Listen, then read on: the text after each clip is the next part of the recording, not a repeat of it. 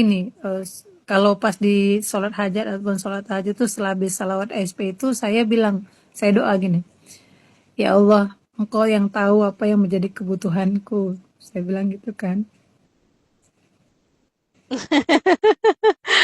Wah, luar biasa. Bu Cici itu selalu punya nilai spiritual, Bapak Ibu, setiap amalan-amalan yang dikerjakan dari Abah. Karena Bu Cici itu benar-benar meresapi, menelaah apa maknanya. Dan ternyata baru baru bisa mencari tahu apa makna Nabi Al-Huda. Padahal Nabi Al-Huda itu luar biasa. Artinya ya Bu, ya Hmm. Nabiku, jangan lupakan aku, berikan Hmm. syafaatmu. Masya Allah, itu Hmm. kata-katanya memang luar biasa. Jadi Abah itu memang membuat kita jangan pernah lengah dengan Nabi kalimat ini karena apapun yang kita kerjakan itu ada syafaatnya Rasulullah di situ. Masya Allah.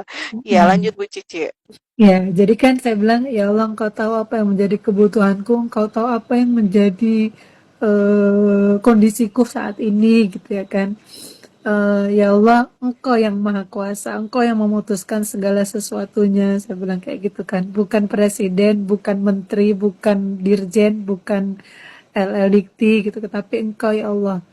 Ya Allah, kalau memang fadilah salawat ini fadilah salawat ini adalah kebaikan, tolong mudahkan ya Allah dengan caramu tapi bukan dengan caraku, saya bilang kayak itu. Karena kalau cara manusia kan mungkin saya harus berutang kan Mbak Iya, untuk bisa betul. bayarkan Masya gaji dan lain Allah. sebagainya tadi gitu kan. Mm-mm.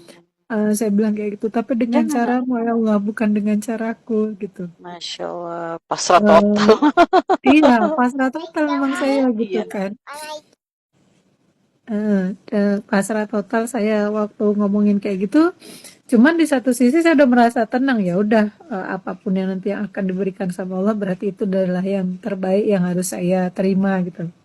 Secara Betul, Bu. sunatullahnya kan saya wajib berusaha untuk saya kumpulin kawan-kawan untuk apa namanya, untuk apa program-program yang bisa kita lakukan supaya bisa dapat duit lebih cepat gitu ya kan. Iya, iya. Paling tidak apa namanya, cara-cara lah, perkara hasilnya gimana-gimana kan kita juga belum tahu gitu. Tapi memang saya Oh, banyain lagi. Nah, ditambah lagi Abah kan ngasih tuh yang risalah takdir itu ya. Nah, takdir, ya. itu sama saya langsung Dikerjain, Bu. dikerjain gitu kan. Dan saya buat rincian bangun jam berapa ngapain. Di hari pertama Abah ngasih tahu itu, Mbak. Di situ saya baru nemukan, ya Allah, ternyata selama ini banyak sekali waktuku tuh yang sia-sia Terbuang. gitu kan. Oh. Iya, yang sia-sia. Scrolling-scrolling mungkin, atau kalaupun kerja, ataupun kalaupun rapat, tapi biasanya lebih banyak omongan-omongan yang nggak bermanfaat mungkin gitu kan. Nah, ketika Mm-mm. saya hari pertama Abah ngajarin itu tuh, paginya saya langsung kerjain, saya kok ngerasa apa ya, kayak super produktif gitu loh. Super produktifnya itu karena ngerasa waktu yang saya punya itu isinya nggak ada yang nggak baik, nggak ada yang saya lakukan kecuali kebaikan gitu. Artinya kebaikan itu ya Masya misal Allah, ketika langsung nanti, terpacu sendiri, Bu, iya, ya. iya betul. Ketika saya nanti agak meleng dikit, entah mikir apa gitu kan, mikir, nanti gimana ya, dapat nggak duitnya ya gitu kan, dapat nggak Mm-mm, ya dananya. betul. Langsung astagfirullahaladzim, langsung saya lagi, Langsung nanti ya takutnya udah hilang-hilu nanti. juga, ya kan? Iya Kita kan gitu harus kan. terjaga dari situ. Masya Betul, betul. Allah. Jadi itu yang saya ikuti dan menurut saya langsung kerasa, Mbak. Jadi ceritanya kemarin kemarin ini saya udah ngitung ini tanggal berapa ya, tanggal udah puasa berapa gitu. Saya nggak Mm-mm. berusaha untuk ngingat-ngingatnya kan, karena waktu itu kalau nggak salah Abah ada bilang setelah kita ucapkan dilepas, nggak usah diingat-ingat lagi Iya, kan gitu kan. Nah, saya betul. coba untuk, walaupun kan namanya kita punya tanggung jawab tuh kan berusaha menghilangkan, tapi kan dia terus-terusan datang, Ya, terus terbesit gimana terus nih kadang. gitu. Nah, kan Mm-mm. gitu deh. Nah, sudah saya hitung, saya minta orang keuangan untuk menghitung berapa kebutuhan minimal kita yang harus kita sediakan itu berapa, saya bilang kayak gitu kan. Termasuk bayar amanah kita yang masih ada gitu. Mm-mm. Dia bilang hitung-hitung Bu, paling sedikit 400 sampai dengan 500 juta kita butuhnya Bu. Uang Mm-mm. yang ada sama kita sekarang ini berapa, saya bilang kayak gitu. Dikasih taunya, dikasih tunjuknya Mbak. Uang yang ada pas pada hari itu eh kayaknya nggak nyampe 20 juta gitu. Sementara Mm-mm. kebutuhan tadi antara 400 sampai dengan 500 juta gitu. Mm-mm. ya kan 400 sampai dengan 500 juta.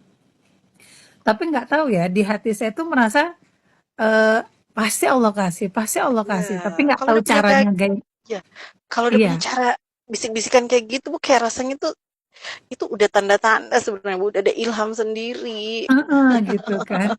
Eee, apa namanya, saya juga pernah pernah, dengar ceramah dari ustadz gitu, saya sekilas gitu kan, dia bilang gini, "Kalau kamu ngerasain itu udah sangat sangat maksudnya sangat-sangat, apa ya, parah lah mungkin ibaratnya, itu tanda-tanda bahwa sudah dekat," gitu.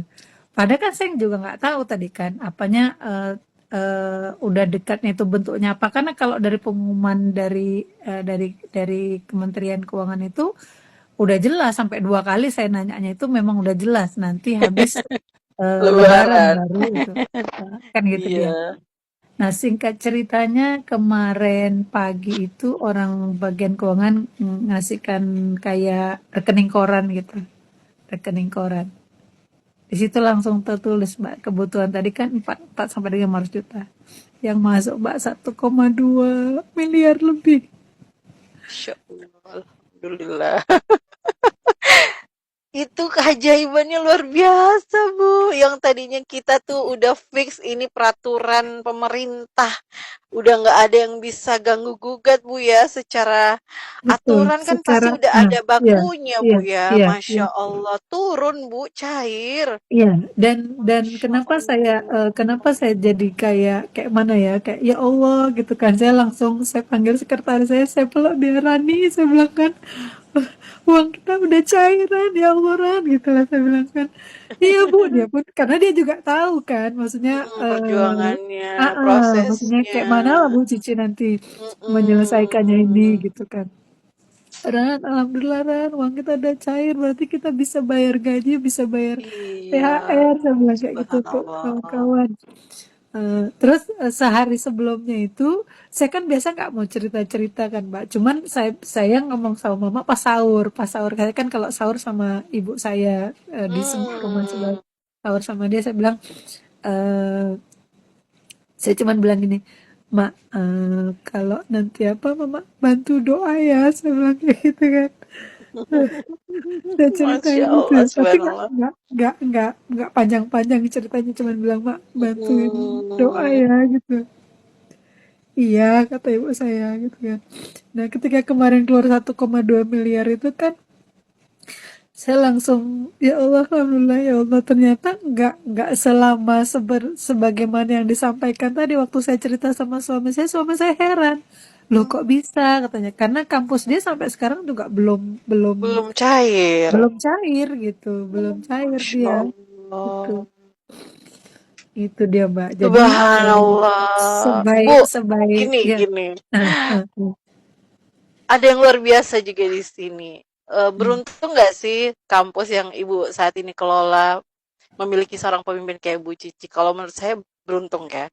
Karena urusan pribadi dan urusan bisnis atau pekerjaan Bu Cici setarakan gitu. Bahkan digembleng dengan cara Bu Cici bersama dengan Majelis Merah Putih. Jadi mengawali rumah tangga, mengawali tempat Ibu Cici bekerja di kampus, semua dengan doa dari Aba dan ikhtiarnya tuh Riado bersama kami semua di sini di Majelis Merah Putih. Kalau aku bilang Ibu luar biasa karena Ibu benar-benar menyebarkan sholawatnya untuk rumah tangga, untuk pekerjaannya, subhanallah berkah banget Bu, insya Allah itu Amin, amin, kampusnya amin. pasti datang banyak itu mahasiswanya, Amin, amin, amin, ya subhanallah. Rabbi. Karena Ibu tuh benar-benar seorang pemimpin yang hanya memikirkan tuh keberlangsungan karyawan-karyawan, pengurus kampus, iya kan? Kemudian bagaimana caranya itu Ibu juga menstabilkan diri supaya vibrasi Ibu tuh bagus di kampus sehingga urusan-urusan di kampus itu insya Allah dimudahkan. Masya Allah, luar biasa. Jadi, Bapak Ibu nah, yang mendengarkan testimoni Bu Cici ini luar biasa banget. Dijadikan motivasi ya bahwa selawat itu tidak hanya untuk lini atau jaringan-jaringan kita yang itu aja tapi menyebar kemana-mana. Kayak Bu Cici ini di sekolah apa di kampusnya insya Allah berkah, di rumah tangga apalagi berkah, Masya Allah.